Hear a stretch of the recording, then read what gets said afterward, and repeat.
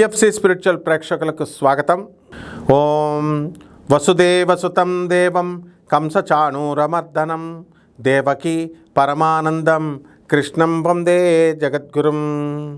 జగద్గురువైనటువంటి శ్రీకృష్ణ పరమాత్మకి జగదేక వీరుడైనటువంటి అర్జునుల వారి యొక్క పాదపద్మాలకు నమస్కారం చేస్తూ మనం ఈ 12 రాశుల వారికి కూడా వారఫలాలు ఎలా ఉన్నాయో చూద్దాం.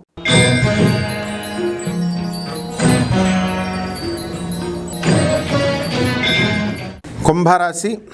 ఈ కుంభరాశి వారికి అందరికీ కూడా జన్మంలోకి రాహు వచ్చాడండి. దానివల్ల మిమ్మల్ని మీరు నమ్ముకోకుండా, ఇతరుల పైన కూడా మీరు నమ్మకుండా, కాన్సన్ట్రేషన్ మీద దెబ్బతీయడం, మిమ్మల్ని కన్ఫ్యూజన్లో ఉంచడం అనేటటువంటిది ఈ వారం అంతా కూడా జరుగుతుంది. కాబట్టి ఈ యొక్క రాశి వారికి అందరికీ కూడా భూత ప్రేత పిశాచ బాధలు అనేటటువంటిది కుంభరాశి వారికి ఏర్పడడానికి అవకాశాలు ఉంటాయి. ఆ విధంగా నరదృష్టి, నరగోళ ఇవన్నీ కూడా ఈ యొక్క కుంభరాశి వారికి తగిలేయడానికి అవకాశాలు ఉన్నాయి.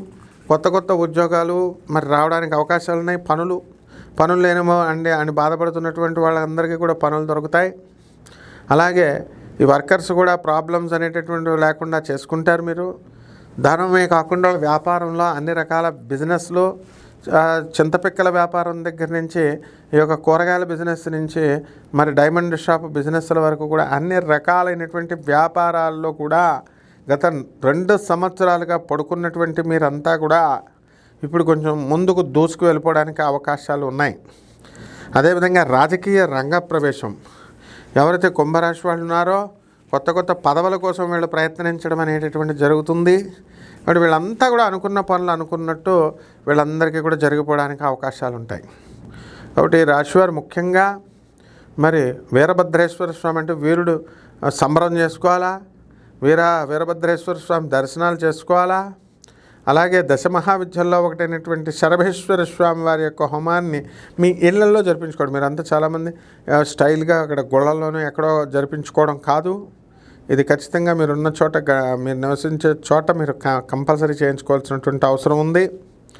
అలాగే ఈ యొక్క రాశి వారికి మనం అంతా కూడా ఎంత కష్టపడైనా సరే మనం సాధించాలి బాగా అని చెప్పేసి ఎంతోమంది కష్టపడుతూ ప్రతి పనిని మీద ఏకాగ్రత పెట్టి అందరి స్నేహితులు కూడా హెల్ప్ చేయడం జరుగుతుంది. దాని ద్వారా మీరు లాభం పొందుతారు.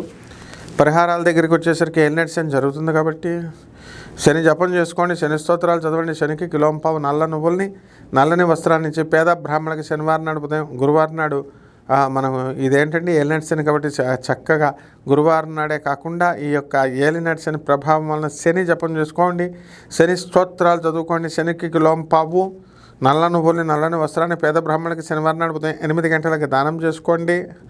అదేవిధంగా దశమహావిద్యల్లో ఒకటైనటువంటి ఈ యొక్క అమ్మవారికి, ధూమావతి అమ్మవారికి మీరు మీ ఇళ్లలో జపం చేసుకోవడం ద్వారా బ్రహ్మాండమైనటువంటి ఫలితాలు మీకు లభిస్తాయి. శుభమస్తు.